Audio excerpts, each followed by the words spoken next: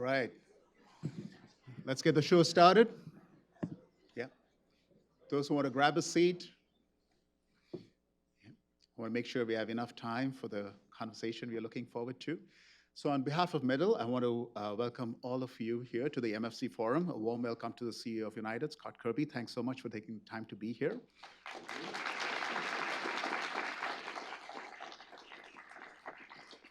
Also want to thank Provost Kathleen Haggerty and incoming Provost Eric Loyton for being here. Thanks for taking the time and being with us. And a warm welcome to all our students, staff, faculty who are united here from all parts of campus. I don't dare say today the MFC Forum looks like United Center, but I won't stretch it that far. It's my absolute pleasure and privilege to welcome all of you here. I know we're looking forward to this conversation. Before we get started, I just want to say a quick thanks to Professor Danielle Robinson Bell and the PR team for making this happen.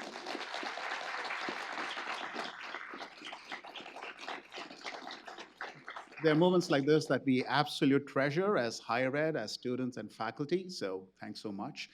I'm going to hand it over to Anthony Fleet, an IMC alum from 2017, for his remarks, and then we'll move on. Yeah, thanks.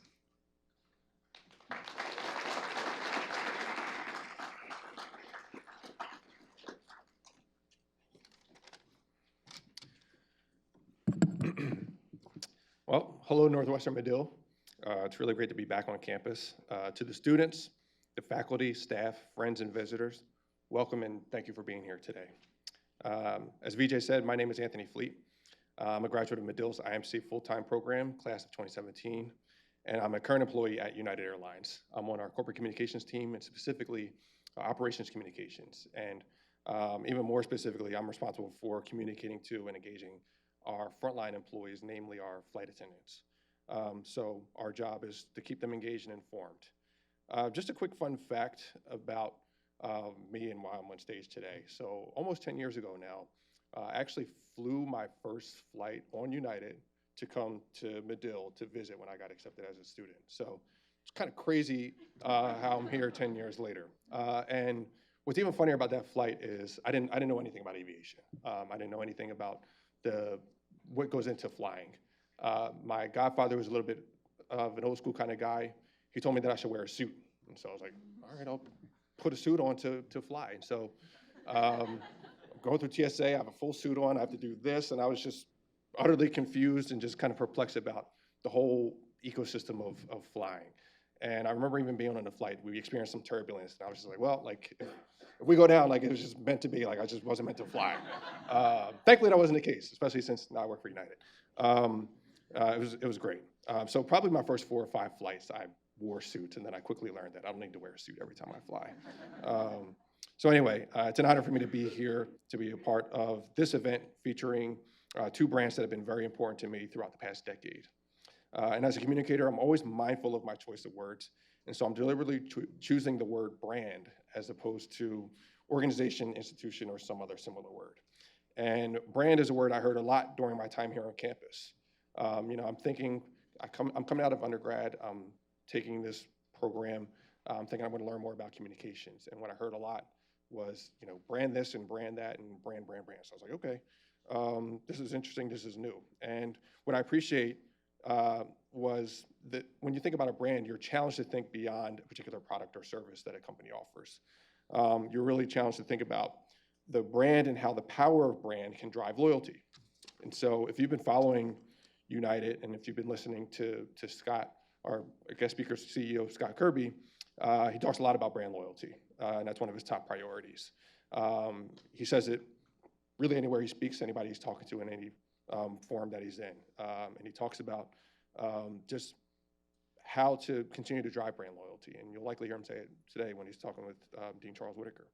And so as communicators, the concept of brand enables us to think both artistically and scientifically about the qualities of our profession. Because brand is that sort of, that squishy word that you can put definitions to it, but there's a lot of emotion that's tied to it as well. And as communicators, how can we apply that to what we're doing, no matter which brand we're supporting? Excuse me. So whether you're a student in the room, a working professional, you'll be treated to a really thoughtful dialogue between two very accomplished professionals. Both Dean Charles Whitaker and Scott Kirby have been in their respective fields for multiple decades.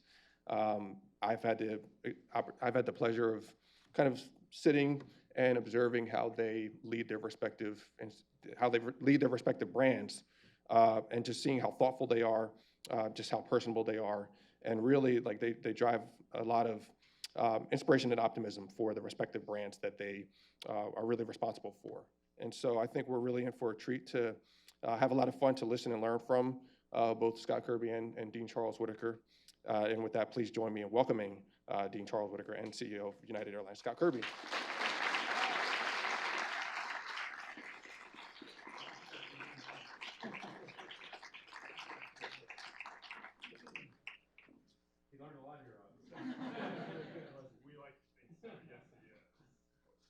Scott, thank you so much for joining us. I can't tell you what an honor and a privilege it is to have you here and to have all of you here as well. Thank you so much. We are going to talk about storytelling and communication. I want to start by asking, I think it's hard to quantify the ROI on communications. A lot of times I think leaders think of it as a nice to have and not a need to have. They don't really think about communications and storytelling until the proverbial crap hits the fan. And then they're looking for the communications team to find those magical words that will extricate them from whatever this situation is. How do you think about storytelling, and how do you quantify its value for the organization? Well, thanks, Charles. And first, thanks for having me here. And I love being in a room with people who want to communicate, like to communicate. So many people are like, oh, I'm afraid to say anything because it might be wrong. But being with a group of people that want to communicate, that's a huge asset if you keep doing it for the rest of your careers. I guess the honest answer to that is I don't think about the ROI on communication at all. It's the wrong way to think about it. It is a necessary thing to make a company great and to do great things. It enables everything else. And by the way, I'm a math guy. I mean, my undergraduate degree is in operations research. My graduate degree is in operations research.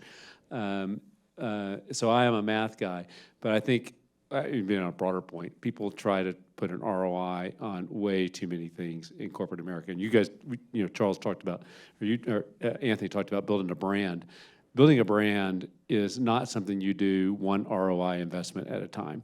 You're making a whole bunch, hundreds of decisions that ultimately add up to a great company, which delivers great earnings, which the employees love and customers love. If you make employees love your company and they make the customers love the company, the ROI is going to take care of itself. And I really believe it. I say I have the easiest job of anyone at United because my only responsibility is to create an airline that our employees are proud of. Because if they're proud, they're going to want you to feel the same way when they get on the airplane. When they're out representing United, they're going to be the best advocates. They're going to take care of everything else. When they stand up like Anthony did, they can talk sincerely from the heart about what it means to work at United. You can tell that they're proud. And if you do that, the finances all take care of itself. A lot of CEOs, however, are very uncomfortable being the chief storyteller. They do not want to stand up and sort of advocate for the brand. You are quite different in that regard. You are out front a lot talking about the brand, being the flag bearer for the company. Why? What motivates you to do that? Well, I like it, so that helps. I joke, this wound up in a Wall Street Journal story not too long ago. I joke in a room with a bunch of airline CEOs that we all crave the spotlight. The only difference between me and them is that I'm willing to admit it. But most people there, many people, especially by the time you get to be in the executive ranks, whether CEO or others, you've done it by avoiding the big mistake. And so they've sort of been trained over their careers to avoid mistakes, which means, don't make any risky decisions. Just follow the, conservative path. But it also means be very careful about communicating. And I think they make a mistake, people make a mistake when they go to, you guys may do it here, so I don't mean to criticize it, but when they go to media training, because what they really train you to do in media training is don't communicate. They train you to memorize talking points. And you can watch people on TV that aren't comfortable being on TV, and you can see their brains processing, like, how am I going to say my talking points in answer to this question? Instead of listening to the question and just engaging and saying what they actually think. And so they are reluctant to do it, but I think it can be the starting point for a brand. And the truth is, the CEO has a louder voice than anyone. I mean, just because of the title, like, fair or otherwise, like, my voice is 10 times what anyone else's voice can be if I'm willing to go out and use it. And by the way, it enables everyone else. So our comms team, like, we have the best corporate communications team, I think, of any Fortune 500 company in the US, not just airlines. We have the best corporate communications team. But it enables them to go out and communicate effectively and be listened to, get audiences with people that matter and talk to them. It empowers them to actually go say something. We communicate a lot more than anyone else, not just me, but our team does. And so the CEO can do that. And there's, we talked about brands. You guys talk about brands here, and people normally think about brands as advertising.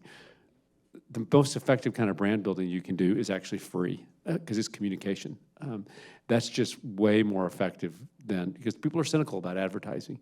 But if you're out communicating and they're hearing other independent, objective journalists say XYZ about you or about your company, that can enable advertising and other kind of brand building activities to be much more powerful. So for all of you in your careers, if you get to be the CEO, be communicators.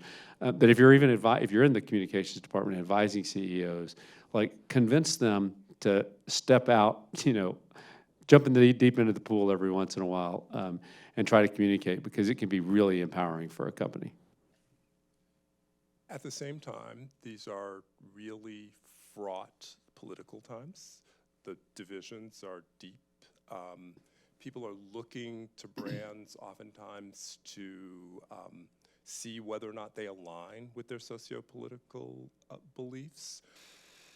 And when they don't, they punish those brands, right?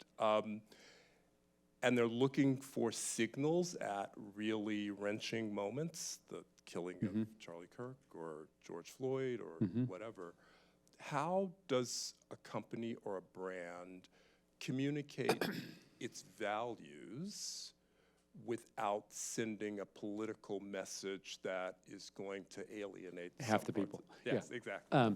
So I see this through a different lens, and I think we've done a pretty good job of it at United. And first, I start from a perspective, I'm very centrist. I've voted for Republicans, I've voted for Democrats.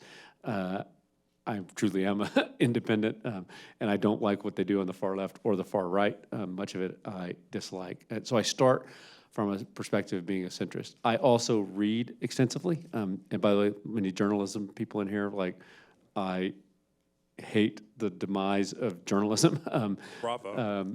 Like, getting your news on social media, like, all you hear is, like, I actively seek out, I read the Wall Street Journal, New York Times every day, lots of other stuff too. And I read the opinion pages, and I actively seek out news and writing from people that I respect that disagree with me. I don't need someone to tell me what I already think. I need people to challenge what I think and to come up with new ideas. And I've found that almost everyone, including politicians, even the ones that you may hate, if you sit down and listen to them, they're not coming from a bad place. They may have a different view than I do or than you do, but they're trying to do what they think is the right thing. And if you can see people through the lens of they're trying to do the right thing, they may disagree with you, and try to understand, be empathetic, understand what they're saying, it gives you a different perspective, which also then frames how I think of these otherwise what would be controversial decisions. And I think of things that we're going to say or do, and it's mostly me that are saying or doing them, as I need to be able to explain what I'm doing to both sides of the aisle and feel good about it. And that usually means not taking a partisan position, even though sometimes I get accused of it. I mean, Tucker Carlson has gone after me 3 different times, and he generates like 100,000 emails. They shut my email down when he goes after me. I've had Laura Loomer's gone after me on the right, so I've had people on the left go after me. So I've had it on both sides, but I try to think of things that you can explain it to both people. I'll give you a couple of examples. COVID was one. We were the first big company, really kind of the only company of size that had a COVID mandate. And we got 99.7% of our employees vaccinated. And so I had to, and still sometimes have to, explain to politicians why we did, who start very in my face, very hostile about it. And what I tell them, though, is airline safety, like safety is sacrosanct at an airline. And, our safety standards are an order of magnitude higher than any other company, any other industry around. And I concluded personally that this was a safety issue and that I couldn't put a pilot in the left seat with a pilot that, was unvaccinated. I couldn't put that person at risk. It was wrong. And it was a safety issue. And once I concluded it was a safety issue, it was no choice to me. It didn't matter what the consequences were. It was about safety, and we never compromise on safety, and I wasn't going to do it. And by and large, everyone, even people that don't like the decision, respect why you did that. You can explain it to them. We've got another program called the Aviate Academy, which I'm really proud of, out in Arizona, where we give what's called ab initio training to pilots, people that you don't have to have ever flown before, and we give you the first initial training that you can get. And you got to pass all kinds of FAA tests. You got all kind, you got like 10 hoops you got to jump through before 6 or 7 years later you can become a United Airlines pilot. But we made a point when we opened that academy to recruit people from historically black colleges and Hispanics in aviation and women in aviation. And we did that partly because today, 92% of the pilots in the country are white men. Lots of history for that. Like, I went to the Air Force Academy. Like, I know lots of pilots. Lots of historical reasons that it is white men. But it's a great career, and it's something that we should give opportunity to everyone. Another thing that I believe strongly is I think this is the greatest country on earth, greatest country in history. But one of the things that makes this great is it's about the only place on the planet where everyone can have opportunity to rise above and accomplish great things. But we as a society, and particularly as leaders, have an obligation to try to help people get to the first rung on the ladder. That's the hardest rung to get to for a lot of people. And I tell them when they come to the United, like, we're gonna help you get on the first rung. The rest of them are gonna be up to you. You're gonna have to work hard. You're gonna have to be great to do it, but we're gonna help you get on the first rung. And that's what the Aviate Academy does. We're super selective, less than 0.5%. The application is less than 0.5%, way more than any Ivy League school or Northwestern. I think. I don't know your application rates. But way more selective. We give them the best training. So our graduates like top 1% in the country. Like, amazing people that go there. But because we've said 70% women are people of color, and because of that, people say, oh, you're not hiring the best, and this is a DEI initiative, and sometimes. So I explained all the facts to them. But the point that I've eventually realized is the most impactful with people is ultimately saying, I went to the Air Force Academy. I wanted to be a pilot and an astronaut my whole life. But the very first time I walked onto an airplane was when I was 17 years old, flying off to the United States Air Force Academy. The U.S. Air Force saw enough in me to give me a chance and give me an education and give me a chance. We're giving the same opportunity to these people. And that's kind of hard to argue with. And if you do things in a way that, you can describe it to both sides and feel good about it, you're going to probably be okay. But what about when you're not? I mean, there are still folks who are going to say, you got this DEI program and... Yeah. I mean, if you've explained it to them and they still don't, just don't worry about it. It's a minority. Just move on. Do you craft those what is the internal workings like in terms of developing the story? So anything of substance that I communicate, I take the pen on first. It gets edited.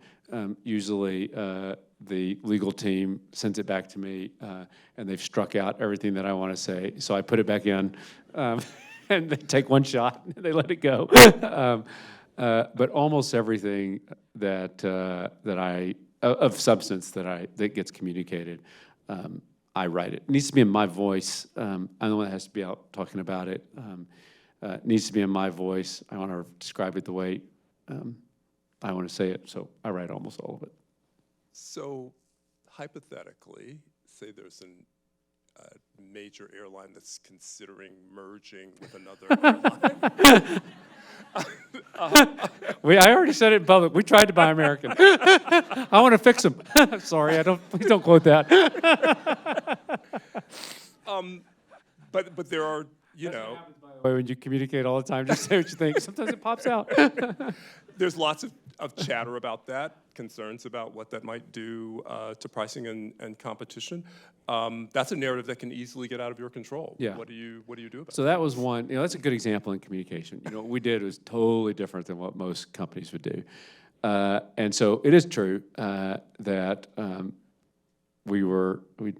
talked to the American Airlines CEO about an idea to merge with them, and they sort of dismissed it out of hand as we couldn't get regulatory approval. And then I did some other stuff, which has been reported, but to get myself convinced that we could get regulatory approval.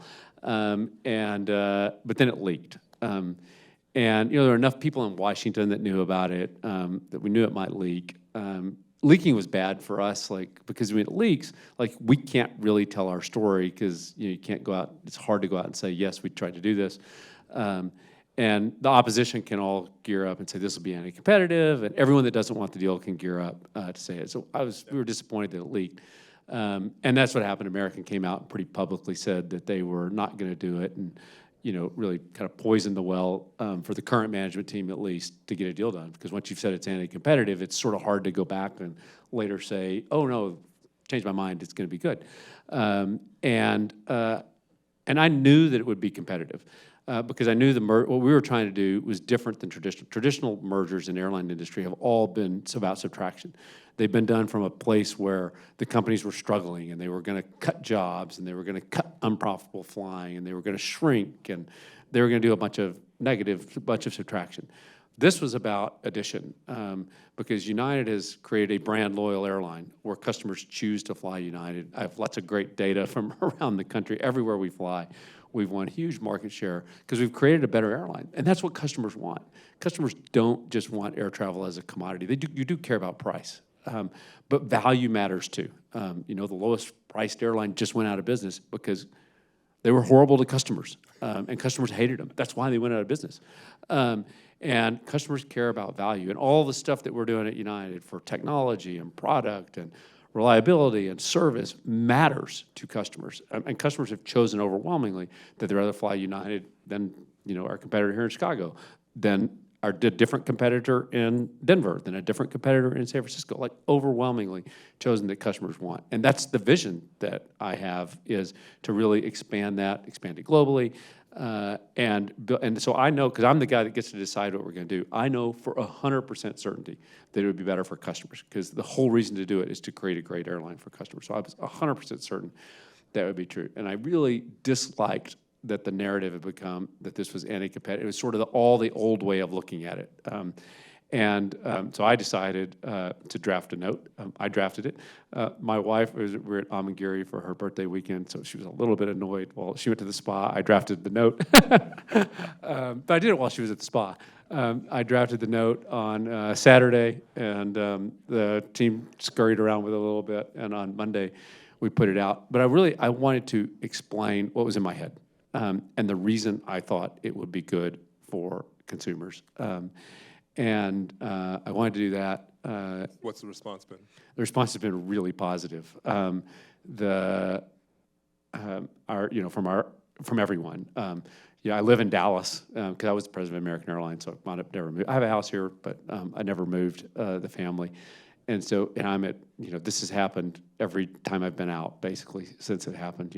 Kids' soccer games. I've still 4 young kids at home, and so I spend my Saturdays and Sundays as an Uber driver, shuttling kids around and standing at soccer fields. But every time I'm there, a pilot or a flight attendant from American Airlines comes up to me and says, "Can you please?" Could it still happen? We really need it. So it makes me feel good. Total strangers. Customers tell me that all the time. Our employees tell me, it struck a chord with people who would like to have a great U.S. airline. That it's also about being global and competing with Asian and Middle Eastern Airlines. I think it struck a chord with sort of everyone I know except the people that sit in the C-suite at American, which matters because they at the moment get a veto vote. If you're a betting man, what do you think would happen? Well, I mean, I think it's probably unlikely. We have to have something this big in transformation. You got to have a willing partner, and we have we have a clearly unwilling partner. So we're doing great things at United. You know, we're going to keep doing the stuff that we're doing, and we'll probably get to a similar end point in terms of size and customer. It'll take a little longer, and frankly, it'll come at the expense of our competitors. They'll be smaller. Because they're competitors, but they're just not competitive with United. Suzanne, you were also very critical of Spirit before it closed and the sort of low-cost airlines, and that could have been risky, sort of being out there so critical of that business model. Any regrets or thoughts? No, I mean, this is like, got to be who you are, too. That's another point. Like, and I just thought it was horrible. Like, I hated the way they treated customers, and we all got tarred with it. Like, I go to Washington, D.C., and, you know, have meetings with people, and they'll say stuff, and, like, sometimes the senators are like, you know, that's not United, like, right? Like, and, you know, I just, like, I couldn't stand the way they treated customers. I mean, it was disrespectful to customers. And, look, to their credit, they tried to change at the end, but they just had gone way too far. You know, they'd gone over the cliff. They were falling. They hadn't hit the bottom yet, but they were already over the cliff, and it was too late before they tried to change. And the point of all that is we're in business for our customers. And if our customers love us, we're going to be successful. And if our customers hate us, we're going to fail. And we should focus on customers. And when other people don't, I'm willing to say it. I'm going to open the floor up for questions, but before I do, any other thoughts about, again, particularly this moment in time when I think storytelling is so important. It really is so important to connect with people and to galvanize the country because of the fissures in the country. Any thoughts about? Yeah, that's a good question, and actually it's important to me. I already said I think this is the greatest country in history. I really believe that. I think I'm so lucky. All of us are so lucky that we're born here in this country. It's not perfect, I know that, but one of the things that makes it great is we are able to criticize and we are able to talk about what we think is not great, and over time it changes. And while we're not perfect, we get better and we get better, and we're just incredibly fortunate to be born here. And I think leaders have an obligation to try to make a difference for the country. I mean, I hope someday people remember me not as that we created the best airline in history. We're going to do that, and I already know that. But I hope that they remember me for making a difference in the world. And things like Aviate are really important to making a difference in the world. We were pretty critical in some of the stuff that was in the Inflation Reduction Act around sustainability that makes a difference in the world. I spend a lot of time. I've spent, I think, close to 20 days in Washington, D.C. this year. And one of the things about communicating, if you're willing to use your voice, you can make an impact. Like, I get to go in, and I've seen the presidents in both parties and the leaders of, the House and Senate in both parties, and get to have conversations with them where I disagree with them on stuff. And I'm respectful, but, can actually not, and it can be maddening, and it can be frustrating at times. But if you're willing to engage, if you're willing to listen and engage in conversations as a CEO, you can actually make a difference. You can't get everything done. There's some places that, you'll be in trouble if you try. But on a lot of places, you can make a difference. And there's nothing that's more rewarding to me than to think, I'm helping leave a better world for my 7 kids and the grandkids that are going to come after that. And a CEO, if they choose to do it, can do it. But you have to be willing to communicate. Like, CEOs that aren't willing to communicate they're just not going to be in the room. If you are willing to communicate, you can be in those rooms. Thank you. Let's see if there are any, hands shooting up. If there are any questions, and I'll direct our student runners to. There's one right here. Right in front. Thank you. I guess I'll stand up, but hi, my name is Marcus Kim. I'm a junior undergrad at Medill. You've already got the communication charisma going. Good, Marcus. And I'm interning on the Connective Media team this summer, so I'm super excited for that. That's very cool. One question I have is, during the pandemic, you made, the gracious decision to really invest on long-term growth and premium, kind of making United as a premium brand when most airlines were selling wide bodies or pulling out. Yeah. How did you know at the time you were making the right decision Yeah. when there was so much uncertainty? Well, COVID was an interesting time. You know, I say now, United has celebrated our 100th anniversary a month or so ago. But I say we're a 5-year-old startup embedded inside a 100-year-old airline because we started over coming out of COVID, a complete reset of what United would do culturally and everywhere else. And first, we were the first company really to realize that COVID was a pandemic. We were just a couple of weeks ahead of everyone else. But we went and raised, because we thought it was a global pandemic, we went and raised $2 billion at 3% unsecured, like 2 days before the NBA walked off the court and the world shut down. At an earlier thing today, Jason Birnbaum, our CIO, was telling people, we also had a big management conference where we bring all the leaders in at the McCormick Center here. You know, like the NBA walked off the court on a Thursday, and we had that on a Monday. And normally I'd be out in the audience listening and participating. He said I was sitting in a back room, and one group after another was coming through. A lot of people could tell you this story. And I would start with this speech like, this is a global pandemic. I don't know why no one else has figured it out yet, but we're going to be ahead of it, and here's what we're going to do. So we started off ahead of the curve. Then, which was, you know, no one else thought. Then everyone thought COVID was going to be over, the novel coronavirus, in 2 weeks, in a month. And I thought that was wrong. But then once the second wave hit, all the experts around the world said, people are never going to travel again. Air travel is going to be down 50%, like literally every single expert said air travel is going to be down permanently 50%. Airlines are going to go out of business. They're going to all have to shrink dramatically. They're going to have to all go bankrupt, like it's Armageddon. And every global long-haul airline in the world, except for United Airlines, went with that consensus approach and started permanently retiring part of their global long-haul wide-body fleets. Literally every single one, except United. And I thought, well, that's wrong. I think this is deep and it's going to last, but it's going to end. And when it ends, human nature is not going to have changed. People are going to go back to recovery. By the way, I just read a book over Christmas of 2019 about the history of global pandemics and how they shape society, going all the way back to 3,000 years ago in China, how they shaped society. So it was good to have in my head. But I mean, part of that is like everything does go back. And so I was convinced that it would recover, demand would recover. And so we decided that we were going to do exactly the opposite of what everyone else did. And so we did the biggest aircraft orders in the history of global aviation during COVID, before the vaccines were even done, on a bet on the recovery. And that was a launching pad for everything else that's come. We've since used that. We've made all kinds of other investments. We invest more in technology and product, all kinds of other investments, connective media, which you're going to work at. Only airline in the world that has something like that this summer. But that was a pivotal moment. And, that's another good point for all of you. Most of you in here are young. You should read a lot. Your journalist major or something around journalism. Read extensively. I read 3 hours a day and have done it since I was a kid. And when you read extensively, especially if you read a wide variety of stuff, you can connect dots that nobody else can connect. And by the way, that's a great thing if you're a journalist too, like connecting dots that other people can't see. You can connect dots that other people can't. And when you have confidence that you've figured out something that no one else has figured out, or most people haven't figured, go big.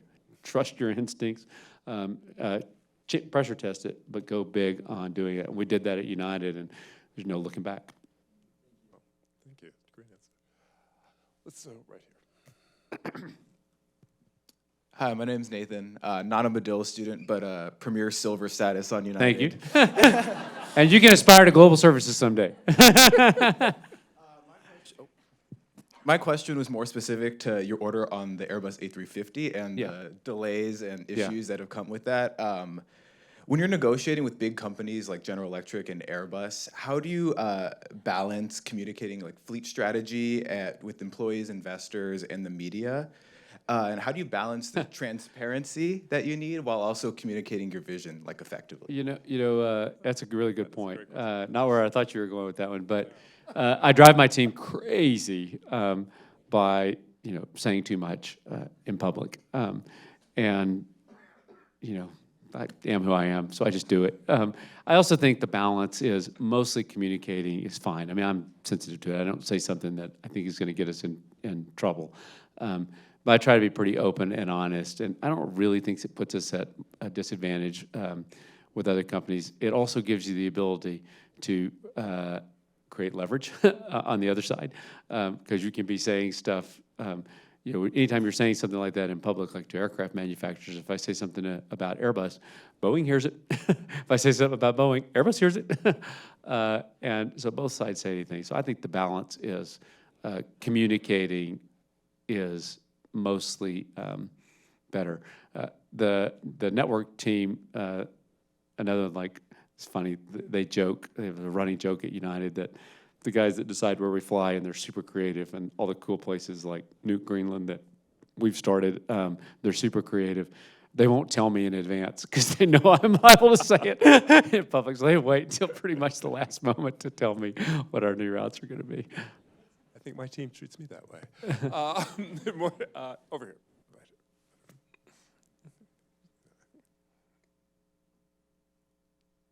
Hi, yes. Hey. My name's Austin. I'm a student at the business school here, actually. I had the pleasure of listening to David Kinzelman come yesterday, Yeah. which was great. He was talking about the different milestones, the pandemic, obviously, the release of like the A321neo and that big PR day.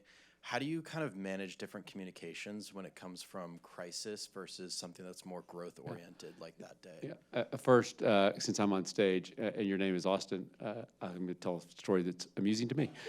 I wanted to always name my first boy Austin. And my wife is Irish Catholic, and so she wanted Irish Catholic names.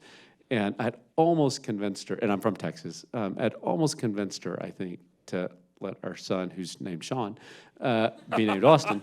And I made a huge tactical mistake because I was like getting close to convincing her, and I said, you know, if we had 3 boys, which we turned out we did, we could name them Austin, Dallas, and Houston. And it was over.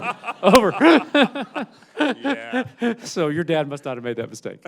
Now I forgot the question. I was so interested in telling my story. How do you manage different kinds of communication in a crisis? You know, I think in a crisis you have to be more open about communication. The bigger the crisis, the more you have to communicate. People are worried. One of the jobs of a leader is to always have people feel confident in the future. You can't lie to them. You can't sugarcoat it. You can't be Pollyannish. But you've got to say, here's where we're going to go. Like, even if you don't even know everything about how you're going to get there, here's where we're going to be, and I got your back, and we're going to do it. And I started that during COVID. I mean, I was lucky. Like, a lot of people, I became the CEO right at the start of COVID. A lot of people are like, oh, that's terrible. Like, no, that's the absolute best time in history to become an airline CEO. It gave you the excuse to change everything. But it forced me, like, I think I have a natural instinct to want to communicate, but it forced me to do it even more. And I started, like, the first or second weekend of COVID. The first time I did it, we called them Straight from Scott. We still do Straight from Scott videos today. The first time I held up a cell phone like that, like, it was 10 minutes long. My arm was starting to get tired, which is why I stopped of holding the phone up. But I think we had that first video, 93% of employees watched it the full 10 minutes. Now, it was existential. Their careers were at risk. And at the beginning, you know, I was doing a couple a week, and everyone was watching them. And you know, I did another one when fuel prices spiked. I wrote a long letter to employees, made a lot of press about, I think oil prices are going to be higher for longer, because sort of the middle of March is when I wrote it. Well, it's higher for longer. That was another time, like, all the experts were saying, absolute worst case is going to be over by the end of March. And so I write this note that oil prices are going to be higher for longer, and it winds up in the press. And then I get a call. Somebody from the White House is going to call you. Like, uh-oh. But they were great. You know, like, why do you think that? And like, we think you're wrong, but you know, we understand what you're doing. But communicating in a crisis is even more important, because people, they need to have confidence. And employees often ask me, like, what keeps you up at night? And I have a bunch of funny jokes that I tell about that I won't tell in this room. But what I tell them is, My job is to make sure none of you need to stay up at night worrying about your careers. My job is to make sure you never get furloughed at United Airlines, and that's what I'm trying to do. But what about when you do have to give those furloughs? What's right? that? What about when the news is bad and those You gotta- furloughs are going to come? You got to be gotta honest, get that. but you got to figure out how to turn the bad news into opportunity. I think it's one of the things I'm really good at is not only like how do you solve a crisis, but how do you turn it into an opportunity. And we had something happen a couple years ago called a CHEP audit when the FAA, they do it at every airline, but we'd had a couple of incidents that and the FAA, they were going to do it a year later. They decided to come in and do a CHEP audit. And that can be really demoralizing and damaging, especially when there's, like one of the incidents was a balloon had blown across a runway, got sucked through an engine and caught on fire. But, the balloon, just bad luck. But the FAA had, a couple of those things happen, like we should check. And, we could have been really defensive about it. That would have been the normal reaction. Our chief operating officer tells the story, like, I love him. He's awesome, and he loves me too. But he's used to sort of like going and delivering that kind of news to your boss. You can get your head taken off. And he talked to his wife about it before he came and talked to me, and because he knew it was coming, and he wanted to do it in person. He came to see me, and and he's like, Scott's not like this, but like this is like And he said, he tells the story that he told me about it. And he said, I stopped for like 5 seconds and said, this is going to be awesome because we're the best airline in the world. We should be the best. And I think we're really good at safety, but we should make sure that we're the best. And this is an opportunity to just stop what we're doing, be totally objective, get other people to look at it, totally objective, and say, even though we think we're really good, what can we do better? And that's what we did with it. And we're better today because that CHEP audit happened and because we took that approach. But that's what you do every time in a crisis is, like, this might be bad today, but how is there going to turn this, not just into I'm going to solve the problem, but I'm going to make it an opportunity to be better on the other side. Let's get back to the center. Yeah. I'm glad. I was going to tell you had to pick her because she's been sending me good vibes the whole time. So I don't know what the question is, but she's been nodding along. Thank you so much. I'm Nina Bush. I'm also not a Medill student, but very interested in the airline industry. And I'm kind of curious, you talked about how so much growth in the airline space has been through M&A and subtraction, and you guys have already done such an amazing job with really putting the brand first and trying to identify with customers. And so I'm curious, like, in your role, how are you identifying what the next piece of United story is going to be, especially in a space that's so competitive with all these other large airlines kind of at your toes? And yeah. Okay. Well, first, I'm one person, so there's only so much I can do. I try to create, the job of the I said earlier, my job is to create an airline that everyone's proud of. Another way of saying that, the job of the CEO is culture. There's 120,000 employees at United, but I can impact the culture. Communication is a huge part of impacting the culture, but I can impact the culture and create a culture that's about innovation, that's focused on the customer. And I can give you some examples of things we've done, but one of the things that I said to the officers at the end of last year, we were at an officer meeting, and I said, your job is wow. And they all looked at me like, what the hell does that mean? And I said, what that means is your job is to wow our employees and our customers every year. Do something that they've never seen another airline anywhere in the world do, that they get on and they say, wow, I've never seen an airline do this. And by the way, I don't want to hear about all the cool stuff we've already done. We've already done it. The customers should take that for granted. We've done it. They got it. What are we going to do new to wow customers? And creating that kind of culture is how you really make a difference. Another story I'll tell you for culture, the little things, what seem like little things, can be way bigger than the big things. And perhaps the biggest thing that we've done to change the culture at United was something called getting rid of delay codes. Delay codes are something that every airline in the world that I'm aware of has. They are, if there's a flight delay, even if it's a 1 minute delay, who's responsible? Was it the pilots? Was it the flight attendants? Was it the gate agents? Was it the ramp? Was it, mechanics? Who's responsible for that? And at every airline, I've always wanted to get rid of it. because it's just horrible team culture. You know, we have, at every airline I've been at, you have these meetings that'll last for 4 hours with, like, we've had fistfights at airlines where I've worked about who got pinned with a 1 minute delay. And the leadership team would always say, including at United, would always say, we have to have that data to run the airline. Like, people don't get in trouble for that. We use that data to figure out what's wrong so that we can fix it. And at the most senior level, that was probably true. But people don't have 4-hour fights over 1 minute delays unless someone is holding them accountable. It was clearly not true. And so I'd always wanted to get rid of it, but, you know, like, I was the only person that wanted to get rid of it. Even when I was the president of airlines, like, there just wasn't enough, you know, gravitas to do it. So first week I'm CEO, I said, we're getting rid of delay codes. And our chief operating, who I already told you I love, came in, he's like, Scott, like, you got to give me a year. Like, Toby, we're doing it Monday. He's like, Scott, you got to give me a year. Like, nope, we're doing it Monday.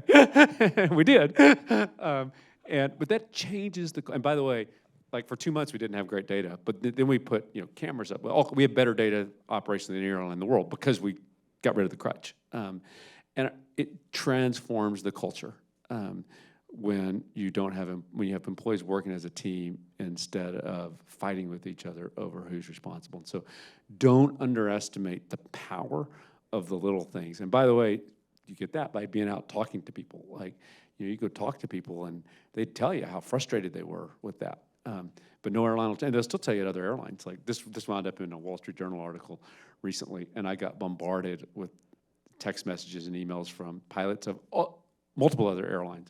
Like, I just got called into the office for for a 1 minute delay, and I wish my airline would do that. And, so the little things really matter for culture. But the further you go in leadership, the more and more your job is culture. Culture is another way of saying how you make people feel. Think about how you're making people feel, even if you have one person working for you or people that work with you. Like, make people feel good. But that is so, I'm sorry. That is not the way most leaders think about their role. They do not think that culture, they think culture is someone else's role, that their role, it really is profits. I know. They're wrong. Accountability. It is not, I know. I think it's the last thing that most leaders think of. I know. They go to their comfort zone. And culture is not, you know, a lot of people's comfort zone. And it's another way of saying there's a difference between, people confuse management and leadership, and they are two different things. Management is about compliance, which is really important. Like, at an airline, compliance is really, really important. We got standard operating procedures. You better follow the rules, like, you know, safety. Like, it's really, really important. Audit committee, you know, like, oh, God, I hate audit committee. But that our chair for the audit committee knows I hate it, by the way, so it's okay. But it's really important. Like, you don't want people cheating the company. You want to make sure that and you got to have a process like that. But you don't create any value. You just, like, catch people from doing bad stuff and prevent them from doing bad stuff. You're not creating value in doing that. So that's what management is about, those compliance kind of function. Leadership is about inspiration and vision.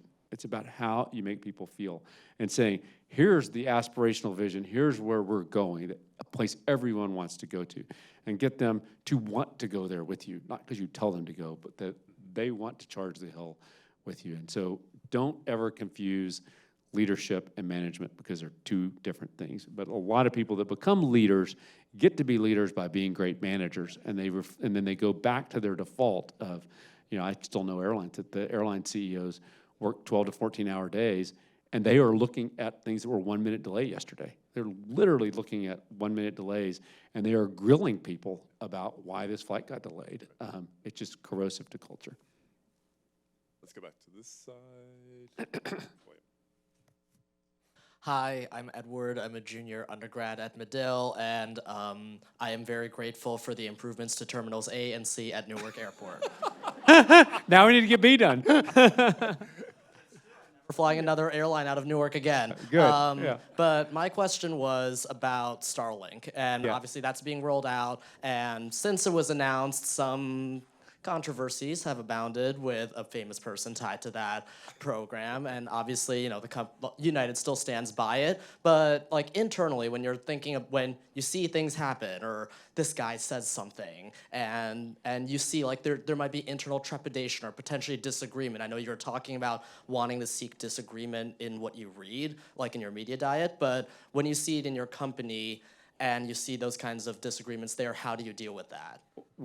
That's actually that's a really good example. We spent a lot more time than we would have because of Elon Musk and getting people comfortable with it. I started with kind of what I said before, like, it's what's right for customers. That's the defense. Like, you may not like Elon Musk, but it's by far the best for customers. And my job is to do what is best for customers. But that's when we spent we took longer to get to a decision, socializing and making everyone feel comfortable that it was the right decision. And then once we made it and we saw the reaction, we saw the customer reaction, we felt really good about it. But we spent a lot more time doing that. I'll say another, if you ever, another good leadership principle that's sort of that applies to here is leaders should try to not actually make decisions, which is another thing that, like, another difference as you move up because you're really good at knowing what the answer is, making the decision, earlier in your career. But the further and further you go, the more and more you need to empower people below you to make decisions. And so I actually say, I try to, for decisions, I try to only make 5 decisions a year. I try to influence decisions, and I'm reasonably good at influence. I ask Socratic questions. This was the one where I asked a lot of questions. Well, what do you think? But try to guide a decision. It's way more powerful to get someone on the team to say, well, what about we do X? Instead of me saying, what do we do X? And say, wow, that's a great idea. It takes a little longer, but having everyone bought in is way more powerful. And you get better conversation, you make better decisions, because then everyone becomes comfortable, much more comfortable telling the CEO what they think. I mean, nobody's totally comfortable telling the CEO what they think. As good as I think I am at it, I feel like I sit in rooms and I can see people and trying to draw out from people what they think. And part of it is by not making as many decisions. And Starlink was one that I immediately thought, of course we should do it. But we spent literally a few months kind of hashing through and letting everyone talk about until it reached a consensus. Everyone thought, yeah, this is worth it and we should do it. Go back to the center.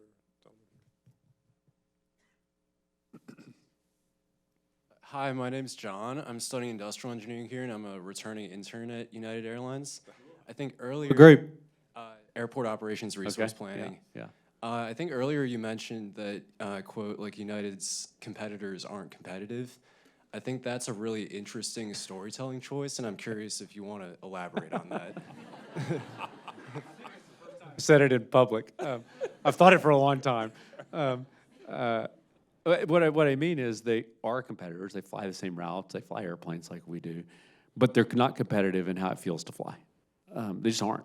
And by the way, Delta and United are both really. Delta's really good too, but most airlines. I don't know why that's funny. I like to get laughs though, even if I didn't intend it. But Delta does a really good job too. But most airlines, they think air travel is a commodity, and they have just cut. And if you're an airline, it's a lot like the federal deficit, the budget deficit. When 90% of the expenses are fixed, and you say you want to cut the budget deficit, this is one of the problems. All the entitlements in the budget, you can't cut those, and so you've only got a small chunk of the budget to work with. An airline, probably 90% of our expenses are fixed. Airport fees, fuel, labor contracts. Those things are fixed. And so if you want to cut the budget, you only got 10% to work with. So if you get to the budget time and somebody says, well, we have to cut costs by 2%, that means you're cutting the customer budget by 20%. And you do that year after year after year, and all of a sudden, you've taken all the cheese off the pizza, and no one wants the pizza anymore. And that's what happened to our competitors. While we were busy putting more toppings on the pizza, they were taking the cheese off the pizza.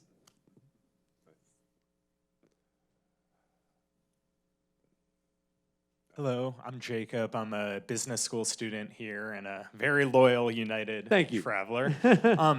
While you criticize Spirit for how they treated their customers, United and many of the customers have adopted some of the customer unfriendly practices with Basic Economy, most recently the Basic Polaris rollout. How do you square making those decisions? Well, I think those are very customer friendly, because what we're doing is giving customers choice. And in the past, we had to charge everyone a higher price to give them a mediocre product.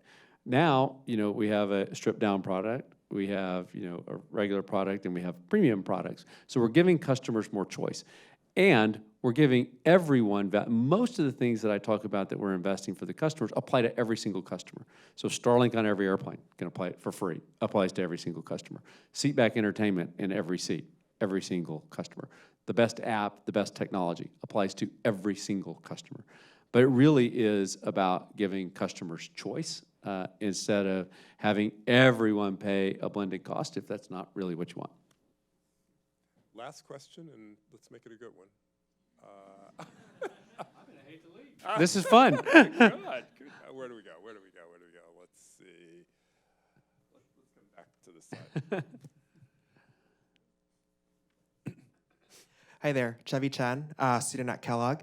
My question is on operational communications. So obviously, core component of our business is getting customers from point A to point B. When you're dealing with an operation, there are a lot of operational narratives. When you're trying to distill that down to a broader audience, to an external audience, what do you accept in losing in translation, and where do you draw that line? You've hit, Chevy, on my #1 initiative for customers, that we are not there yet, but that we're going to get there. We call it Every Flight's a Story.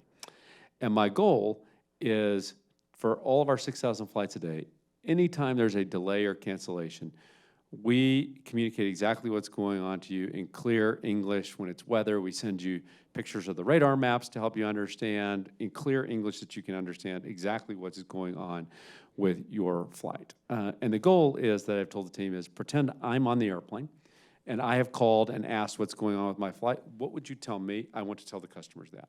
And we've been working on this for several years, and I think we're probably at least 2 to 3 times better than any other airline in the world at doing this, because we're the only one that are trying to do it. And so we're a lot better. In fact, last summer, we had a great example. There were thunderstorms to the west of O'Hare, and we sent half the customers a text that just said our normal text, weather delays, but you couldn't see them. They were over the horizon. Clear sunny skies at the airport. Half the customers just normal message, half the customers with a picture of the radar map with this menacing line of thunderstorms and what your flight path would be, and said, we can't fly through this, it's unsafe until the weather passes. 80-point NPS difference between the 2 sets of customers, just by telling them, honestly, what was going on. So that's the goal. It turns out it's really hard to do in a real-time environment, in a complicated environment. And while I said we're 2 to 3 times better than any other airline in the world, we decided about 2 months ago that we're never going to get to the nirvana that we envision with our current architecture and technology. So we have started a separate, completely brand new work product to build the data and a native AI, because AI is really, this is one of the things that AI is really good at. Not good at everything, by the way. By the way, I hate AI summaries. You guys are all journalists and writers, and I've started saying AI is like, when you use it to summarize stuff, it's like reading the summary of the Cliff Notes. I want to read the book. I digress. But we're going to use AI. We're going to use AI, a native AI architecture. This is a great AI problem, that we take the humans completely out of the loop, and we'll get to the point where we can actually do that for all. But the cool thing is, not only will we be able to do exactly what you just said for every single flight, for every single customer, when we build that technology stack, we're going to have all kinds of other benefits to run the airline better. We're just like I said, when we got rid of delay codes, we got to where we got better data and could run the airline better. We'll get better data from doing this. So even though we're by far the best in the world, we are starting over because it's not going to be good enough, and we're going to get to every flight's story. Scott, you live up to your reputation as a Thank great you. communicator. I think. You do, absolutely. Thank you so much for being with us. This has been a pleasure. I've enjoyed it too. Please. Thank you. Scott? That was fantastic. That was great. I enjoyed it. So much.